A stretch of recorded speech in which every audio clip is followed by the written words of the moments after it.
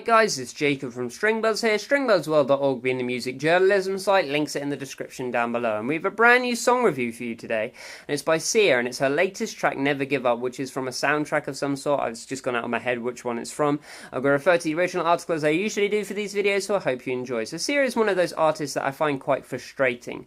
I know she's immensely talented, and I know she has a great voice, but her music over the last year or so has been so repetitive. She's just decided to go down this dancehall type route, and for me it just makes no sense to me. I mean, it sounds like she's doing a Rihanna impression, and that confuses me somewhat for an artist of her stature. Now, I don't want to be one of those guys who looks back at the past as better days, but when you consider how she sounded on, say, tracks like Breathe Me, in comparison to now, it's as if she's purposely putting on like a Caribbean type accent. I mean, everyone tore either Azalea apart for putting on an American accent, so what about Sia with the whole Caribbean thing? Well, for me, this track just follows the same formula as, say, Cheap Thrills and The Greatest as well. In fact, it follows it so similarly that it would be plagiarism if any other singer had recorded this. I know she didn't write this track, but everything from the vocal melodies to the note dramatization just sounds exactly the same as Cheap Thrills. I'm not saying she has a bad performance on this record, but rather she's done this style into the ground now and it's becoming a little bit predictable. Production-wise, the song is okay, but there is definitely room for improvement. I think Sia's voice is left largely untampered with, as well as sounding raw and organic, and I think each end of the stereo field is covered very nicely, but the instrumentation is so programmed and unmixed that it just has no life to it, and there is no spice in the chorus. Then once you hit back into the verse, there's no spark there either.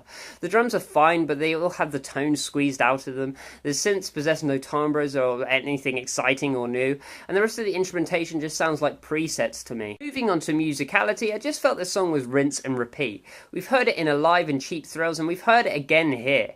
You take a dancehall / electro reggae rhythm, you start off small and gentle, you kick in more powerfully in the chorus, there is more instrumentation for the second verse, then you do the same for the chorus, then you quieten things down in the bridge with no progression or variation at all, and then you do the same for a double chorus to finish the track. Rinse, repeat, and start again. I mean, the hook in this track is identical to Cheap Thrills, almost note for note, and I just feel like I'm hearing a worse version this time around.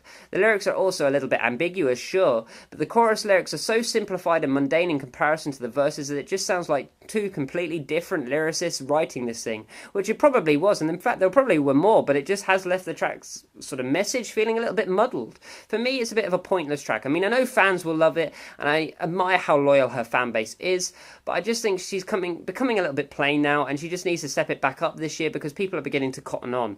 I gave this a G rating of 3.5 out of 10. If you enjoyed this video, then please leave a like, subscribe to see more, and I'll see you around next time. Bye-bye.